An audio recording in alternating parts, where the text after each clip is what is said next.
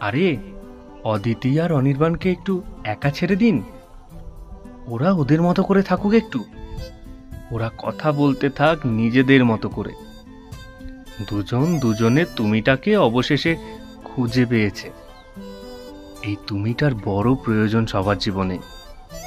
সারা দিনের ক্লান্তিটা মোছানোর জন্য এই তুমিটা বড় দরকার। অদিতি তার প্রথম জীবন থেকে বেরিয়ে এসে যেমন অনির্বাণকে পেয়েছে, ঠিক তেমনি অনির্বাণও তার সাথে পথ চলার একটা জীবন সঙ্গী খুঁজে পেয়েছে। আসলে প্রতিটা মানুষের জন্যই একজন প্রকৃত জীবন সঙ্গী আছে। সে সঠিক সময়েই আসে। তার আগে অনেক উল্টোপাল্টা মানুষ হয়তো আসবে জীবনে, কিন্তু কেউই তাদের জায়গা নিতে পারবে না। এরাই হলো তুমি, যাদের কোনো কথা বলতে হয় না,